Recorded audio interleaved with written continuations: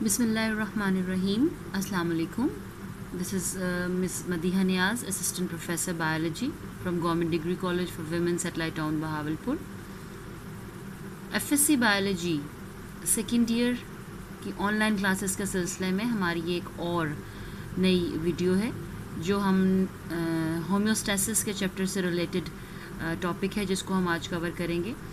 इससे पहले भी दिए गए लेक्चर्स में आपके पास सारा बेसिक इंट्रोडक्शन होपफुली आपको अब समझ आ चुका होगा कि what is homeostasis, what are the main strategies. जो आज का हमारा टॉपिक है that is related to excretion in different animals including hydra, planaria, earthworm and cockroach. इन चार मेन टाइप्स के अंदर जो है वो हम अपना जो टॉपिक है उसको समझने की कोशिश करेंगे एक्सक्रीशन के हवाले से। इसमें से जो हाइड्रा है और प्लेनेरिया है इसमें से आपसे शॉर्ट क्वेश्चंस पूछे जा सकते हैं। अर्थवॉर्म भी आप इसमें शामिल कर लीजिए। हाइड्रा, प्लेनेरिया एंड अर्थवॉर्म ये शॉर्ट क्वेश्चन के हवाले से इम्पॉर्टेंट है। एंड कॉकरोच के अंदर जो एक्सक्रीशन है वो हमारे पास लॉन्ग नोट के तौर पे भी आती है। That could be of 5 marks. 5 number का सवाल आ सकता है एक्सक्रीशन एंड कॉकरोच के ऊपर। तो इसको स्टार्ट करते हैं हम। इस जो आज का लेक्चर है इसमें हम जो चीज़ें देखेंगे that is the excretion in hydra, planaria, earthworm and cockroach. Starting from excretion in hydra. मुख्तलिफ जानदारों में अपने माहौल के हिसाब से, अबंडेंस और अवेलेबिलिटी ऑफ वाटर के हिसाब से मुख्तलिफ स्ट्रेटजीज़ हैं, मुख्तलिफ ही वेस्ट प्रोडक्ट्स हैं। सबसे पहले जो हम हाइड्रा को देखेंगे, hydra is a typically sessile cnidarian है जो पानी के अंदर रहता है और अपने जैसे आपको इसका एपिडर्मिस जहाँ लिखा हुआ है इस यहाँ पे होल्ड फास्ट है इसका, जिसके ज़रिए से ये अपने आप को किसी भी रॉकी सरफेस के साथ जो है वो अटैच कर लेता है और अपने टेंटिकल्स की मदद से जो है वो फूड कैप्चर करता है। ये फर्स्ट ईयर में आप पढ़ चुके हैं जब हमने डाइजेशन का चैप्टर पढ़ा था, डाइजेस्टिव सिस्टम्स के बारे में देखा था। तब हम लोगों ने देखा था कि किस तरह नोमैटोसिस्ट के ज़रिए जो है वो फूड को कैप्चर करता है अपने टेंटिकल्स के ऊपर मौजूद नोमैटोसिस्ट के ज़रिए। लेकिन आज जो हम देख रहे हैं that is excretion in hydra. Simple body है, डबल लेयर्ड बॉडी है जिसको हम डिप्लोब्लास्टिक बॉडी भी कहते हैं। एक्टोडर्म और एंडोडर्म है। सिंपल इसका जो है वो अंदर का एंटेरॉन है जिसके अंदर फूड आता है। एक ही ओपनिंग है माउथ जिसके ज़रिए फूड आएगा भी और वेस्ट मटेरियल बाहर भी निकलेगा। लेकिन यहाँ हम गैशियस एक्सक्रीशन की बात करेंगे तो बेसिकली चूँकि इसकी बॉडी बड़ी सिंपल है लिहाजा मेनली इसके अंदर जो एक्सक्रीशन है वो डिफ्यूजन के थ्रू होती है और वो भी all over the body surface है। या इसके माउथ से एक्सक्रीशन होती है या फिर मोस्टली 95% केसेस में इसका जो एक्सक्रीशन है वो इसके जर्नल बॉडी सरफेस से होता है क्योंकि इसके पास कोई बाकायदा एक्सक्रीटरी सिस्टम मौजूद नहीं है। ये सेसाइल है और सिलेंड्रिकल इसकी बॉडी है। सेसाइल का मतलब होता है जो मूव नहीं कर सकता, जो किसी चीज़ के साथ अपने आप को अटैच कर लेता है। इसके अलावा जो लास्ट पॉइंट के अमोनोटेलिक है यानी ammonia is the main excretory product in the hydra. No excretory organ, I am repeating it again कि इनके पास कोई एक्सक्रीटरी ऑर्गन नहीं है। ये simplest form of excretion in animals हैं। Coming towards planaria.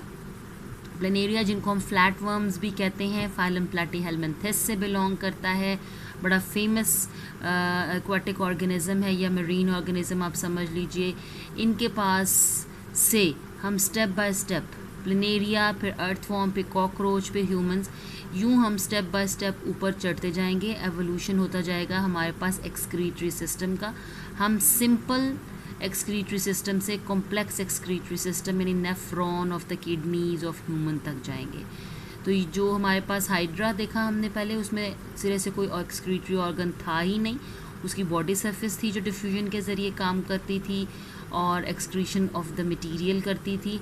उसके फ़ौरन बाद हम फाइलम प्लैटीहेल्मिन्थेस को देखेंगे जिसमें फ्लैट वर्म्स हैं। उनकी बॉडी भी बहुत ज़्यादा वेल ऑर्गेनाइज्ड नहीं होती बट हाइड्रा के मुकाबले में they are a bit complex, थोड़े से कॉम्प्लेक्स होते हैं। इनके पास जो है वो सिंपल टब्यूलर एक्सक्रीटरी सिस्टम होता है यानी ट्यूब्यूल्स, ट्यूब की तरह का लंबा सा एक्सक्रीटरी सिस्टम है जिसको हम प्रोटोनेफ्रीडिया बोलते हैं। प्रोटो का लफ्ज़ प्रोटियस से निकला है जिसका मतलब होता है फर्स्ट और नेफ्रीडियम का लफ्ज़ नेफ्रॉन से निकला है, जिसका मतलब होता है किडनी। यानी किडनी तक पहुंचने से पहले हम एक दो ग्रेजुअल स्टेजेस देखेंगे कि कैसे आपके जो एक्सक्रीटरी स्ट्रक्चर्स हैं वो डेवलप हुए। तो जो आपका प्लेनेरिया है, इसका जो एक्सक्रीटरी स्ट्रक्चर है, ट्यूब्यूलर एक्सक्रीटरी स्ट्रक्चर, यानी ट्यूब की तरह का, ये आपको डायग्राम में नज़र भी आ रहा है कि कैसा ट्यूब्यूलर नेटवर्क नज़र है। ये जो ट्यूब्यूलर नेटवर्क है प्लेनेरिया का, इसको हम प्रोटोनेफ्रीडियम बोलते हैं। This protonephridium is a network of closed tubules without internal opening, capped with the flame cell.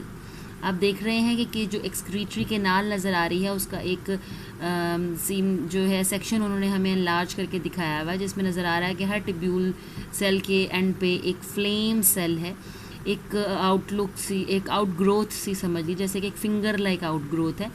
और इस फिंगर लाइक आउटग्रोथ को फ्लेम सेल का नाम इसलिए दिया गया है क्योंकि इसके अंदर एक टफ्ट ऑफ सीलिया है।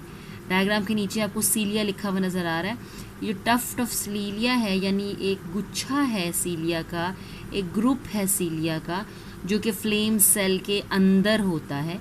और इन सीलियाज के जो है वो के अंदर इंटरस्टिशियल फ्लूइड की मूवमेंट की वजह से फ्लिकरिंग होती है, मतलब ये मूव करते हैं बिल्कुल ऐसे ही जैसे कि किसी मोमबत्ती का शोला जो है वो हवा के टकराने से जो है वो मूव करता है, फड़फड़ाता है। तो इसी तरह से इस फ्लेम सेल्स के अंदर जो सीलियाज होते हैं वो interstitial fluid of the tubules की वजह से फ्लिकर करते हैं, और इसी फ्लिकरिंग मूवमेंट के दौरान में वो वेस्ट मटेरियल को जो है वो अपने अंदर एब्जॉर्ब करते हैं और उसको फिर बाद में नेफ्रीडियोपोर के ज़रिए बॉडी से बाहर निकाल देते हैं। ये जो एक्सक्रीटरी पोर आपको नज़र आ रहा है, ये वो नेफ्रीडियोपोर है जिसके ज़रिए से फ्लेम सेल अपने अंदर एब्जॉर्ब हुआ हुआ वेस्ट मटेरियल जो है उसको बॉडी से बाहर निकाल देते हैं। एक्सक्रीशन इन प्लेनेरिया के अंदर दो चीज़ें इंपॉर्टेंट हैं। One is what is protonephridium, इसकी डेफिनेशन आपके सामने है। Protonephridium is a network of closed tubules without internal opening and this tubular network is capped by cellular setup called flame cells. Flame cell क्या है ये आपकी book में ही लिखा हुआ है, आप वहाँ से इसको भी सही से देखेंगे, अंडरलाइन करेंगे। Flame cells has tuft of cilia, tuft का मतलब गुच्छा, propelling the interstitial fluid into the tubules from where they are expelled out through nephridiopore। ये जो excretory pore का लफ्ज़ लिखा हुआ नज़र आ रहा है, इसका टेक्निकली nephridiopore कहा जाता है, जिसके ज़रिए से वेस्ट मटेरियल जो है वो बॉडी ऑफ प्लेनेरिया से बाहर चला जाता है। सो इसके अंदर दो चीज़ें इंपॉर्टेंट हो गई, प्रोटोनेफ्रीडिया क्या है और फ्लेम सेल क्या है। आपसे आमतौर पर शॉर्ट क्वेश्चन होता है कि what are the flame cells, तो आपने फ्लेम सेल को डिफ़ाइन करना है कि ट्यूबुलर नेटवर्क यानी protonephridium is capped by a cellular setup termed as flame cells, and a flame cell has tuft of cilia propelling the interstitial fluid into tubules from where they are expelled out through nephridiopores। ये exactly वही definition है जो आपकी book में मौजूद है। सो इसलिए इसको आप बुक में ही से ही अंडरलाइन करेंगे और एज इट इज़ ये फ्लेम सेल की डेफिनेशन आप राइट डाउन करेंगे, तो आपको जो है वो याद करने में भी आसानी रहेगी। Next we have excretion in earthworm, थोड़ी सी हाई इवॉल्व फॉर्म की तरफ आ गए। प्लेटीहेल्मिन्थेस तो बिल्कुल फ्लैट फॉर्म्स थे, जो आपके पास अर्थ फॉर्म है कैंचुआ जिसको हम बोलते हैं, they are round worms with tapering ends. ये राउंड वर्म्स हैं, गोल बॉडी होती है, आप इसकी डायग्राम भी देख रहे हैं, और सेगमेंटेड है, ये मेटामॉर्फिकली सेगमेंटेड है। मेटामॉर्फिकली सेगमेंटेड का मतलब है कि सिर्फ बाहर से बैरूनी तौर पे ही सेगमेंट्स यानी जोड़ नज़र नहीं आते, बल्कि अंदरूनी तौर पे भी इसकी बॉडी जोड़दार है। जैसे कि आपको डायग्राम में भी नज़र आ रहा है कि कैसे इसकी बॉडी में बाहर की तरफ से भी जोड़ है और अंदर भी इसकी बॉडी जो है वो कंपार्टमेंट्स पे, जोड़ों पे, छोटे छोटे कमरों पे कंसिस्ट करती हुई नज़र आएगी आपको। और इसमें इंटरेस्टिंग बात यह है कि इसके हर सेगमेंट के अंदर अपना एक एक्सक्रीटरी सिस्टम है जिसका नाम है मेटानेफ्रीडियम। मेटानेफ्रीडियम का मतलब मेटा मीन इंटरमीडिएट, यानी ये एक कॉम्प्लेक्स फॉर्म है एज़ कम्पेयर टू प्रोटोनेफ्रीडियम। ये प्रोटोनेफ्रीडियम से ज़रा कॉम्प्लेक्स है और नेफ्रीडियम यानी प्रॉपर नेफ्रॉन से थोड़ी सी लेस कॉम्प्लेक्स है, इंटरमीडिएट है, दरमियानी सी समझ लीजिए। और इसमें आप देख रहे हैं कि हर सेगमेंट में से जो है वो में ब्लड कैपिलरीज मौजूद हैं, जहाँ से जो नाइट्रोजनस वेस्ट है वो उन कैपिलरीज से के थ्रू जो है वो इन नेफ्रीडियोस्टोम्स में एब्जॉर्ब होता है, ये एब्जॉर्ब करती हैं और फिर जो है वो नेफ्रीडियोपोर के ज़रिए जो है वो हर सेगमेंट जो है उस वेस्ट मटेरियल को बॉडी ऑफ अर्थ फॉर्म से बाहर निकाल देता है। उन्होंने मेंशन किया हुआ है कि जी ये फाइलम एनालीड से बिलोंग करता है। टिब्यूलर सिस्टम जो है वो मेटानेफ्रीडियम कहलाता है, और कार्बन डाइऑक्साइड जो होती है वो वैसे तो स्किन के ज़रिए चली जाती है, लेकिन जो वेस्ट मटेरियल है, नाइट्रोजनस वेस्ट मटेरियल जो है, जो कि अमोनिया और यूरिया की शक्ल में होता है, यानी ये अमोनोटैलिक भी है और यूरियोटैलिक भी है। अमोनिया भी एक्सक्रीट करता है और यूरिया भी एक्सक्रीट करता है। ये जो है वो मेटानेफ्रीडियम के ज़रिए जो है वो बॉडी से बाहर चला जाता है। आपको डायग्राम में नज़र आ रही है कि कैसे एक मेटानेफ्रीडियम दूसरे मेटानेफ्रीडियम के साथ नेफ्रोस्टोम के ज़रिए अटैच है। नेफ्रोस्टोम ये जो छोटा सा एक सीलिएटेड सा स्ट्रक्चर आपको नज़र आ रहा है कि एक सेगमेंट का मेटानेफ्रीडियम दूसरे सेगमेंट के मेटानेफ्रीडियम के साथ जिस पॉइंट ऑफ जंक्शन पे है, जो जोड़ है उसको हम नेफ्रोस्टोम कहते हैं।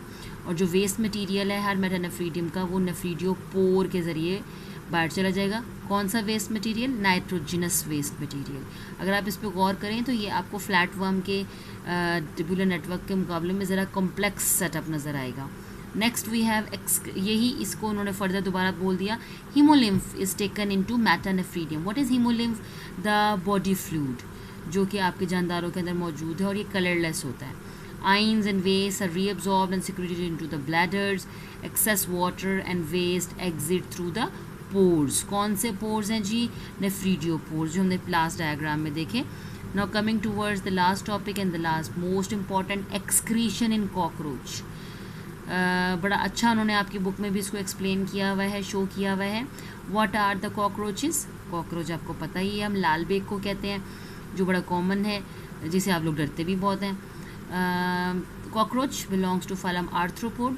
ये एक सिंबल है कॉकरोच से मुराद कि उन्होंने फाइलम आर्थ्रोपोडा के एक मेंबर को एक्सप्लेन किया।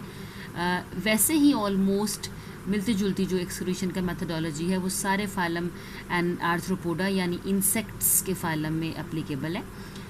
फाइलम आर्थ्रोपोडा के पास यूनिक करेक्टर है जिसको मॉल्पिगियन ट्यूब्यूल्स कहते हैं। पहले हमने देखा protonephridia, metanephridia and now Malpighian tubules. ये डिफरेंट है, इसको मॉल्पिजियन ट्यूब्यूल्स भी कहते हैं। मुख्तलिफ लोग मुख्तलिफ तरह से इसको प्रोनाउंस करते हैं। मॉल्पिजियन ट्यूब्यूल्स आर यूनिक इस तरह से क्योंकि ये डाइजेशन ऑफ द आर्थ्रोपोड्स में भी रोल प्ले करती है, यानी डाइजेस्टिव सिस्टम, जिसके ज़रिए से सॉलिड वेस्ट आपकी बॉडी से बाहर निकलता है। और ये एक्सक्रीटरी सिस्टम में भी ऑफ इंसेक्ट्स में भी रोल प्ले करती है, जिसके ज़रिए आपका जो वेस्ट मटेरियल है वो लिक्विड फॉर्म में आपकी बॉडी से बाहर निकलता है। यानी दोनों ही फॉर्म्स हैं जो एक्सक्रीशन की, डाइजेस्टिव भी और एक्सक्रीशन भी, उन दोनों में मॉल्पिजियन ट्यूब्यूल इन इंसेक्ट जो है वो अपना रोल प्ले करते हैं। कहाँ होती हैं मॉल्पिजियन ट्यूब्यूल्स? इंटेस्टाइन के मिड में, स्मॉल इंटेस्टाइन और लार्ज इंटेस्टाइन के मिड में जो है वो ऑलमोस्ट मौजूद होती हैं और येलोइश इन कलर होती हैं, मोर देन 150 नंबर होती हैं और जो हैं ये एब्जॉर्ब करती हैं waste materials from the haemolymph. Haemolymph से मुराद वही बात अगेन कि blood, colourless blood of the insect is called haemolymph. और ये जो हैं आपकी मॉल्पिजियन ट्यूब्यूल्स, ये हीमोलिम्फ से जो है वो सॉल्ट्स को, वाटर को और मिनरल्स को जो है वो एब्जॉर्ब करती हैं फॉर द फर्स्ट स्टेप। इसमें जैसे लिखा हुआ है कि distal part absorb inorganic ions, amino acids, uric acid by active transport. Then जो प्रॉक्सिमल पार्ट है यानी पीछे वाला जो हिस्सा होगा आपकी मॉल्पिजियन ट्यूब्यूल का, वो वाटर एंड सॉल्ट्स को दोबारा से रीअब्जॉर्ब करेगा और फिर जो बचा कुचा रिमेनिंग पर मटेरियल होगा उसको गट यानी डाइजेस्टिव सिस्टम के पिछले हिस्से में भेज दिया जाएगा, जहाँ से वो लार्ज इंटेस्टाइन में जाएगा और लार्ज इंटेस्टाइन में जो बचा कुचा सॉल्ट एंड वाटर भी होगा उस वेस्ट मटेरियल में से, उसको भी एब्जॉर्ब कर लिया जाएगा और ऑलमोस्ट सॉलिड फॉर्म में ये अपना जो यूरिक एसिड है उसको एक्सक्रीट आउट करेंगे। आपको डायग्राम में भी नज़र आ रहा है जैसे उन्होंने शो किया हुआ। Number 1, salts and uric acid are transported into the tubule lumen from the haemolymph. Water enters the lumen by the osmosis. Lumen से क्या मुराद है? ल्यूमन का मतलब है cavity of the Malpighian tubules. उसके बाद उन्होंने नंबर 2 पे भी आपको दिखाया हुआ है कि इन्हीं मॉल्पिजियन ट्यूब्यूल्स के अंदर सॉल्ट और वाटर जो है वो रीअब्जॉर्ब होता है। And number 3, waste are excreted with faeces through the anus, यानी जितना भी पानी और वेस्ट मटेरियल था, पानी और सॉल्ट्स या जो भी यूज़फुल चीज़ें थी वो सब एब्जॉर्ब हो गई हैं। अब रेक्टम और एनस के थ्रू होता हुआ बॉडी से जो सॉलिड एक्सक्रीटा बाहर निकलेगा उसमें यूरिक एसिड मौजूद होगा। ठीक है, वो यूरिक एसिड जो है वो बेसिकली कंसिस्ट करता होगा।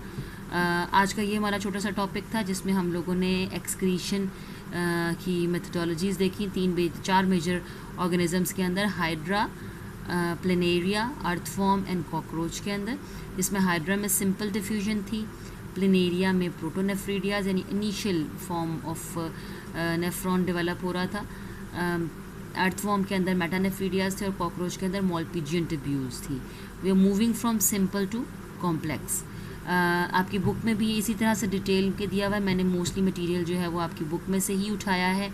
आप इसको बुक के साथ कंपेयर करेंगे और अगर कोई चीज़ क्वेश्चन आपके माइंड में अराइज करे तो आप उसको कमेंट्स में या व्हाट्सएप ग्रुप में मुझसे पूछ सकते हैं। Thank you.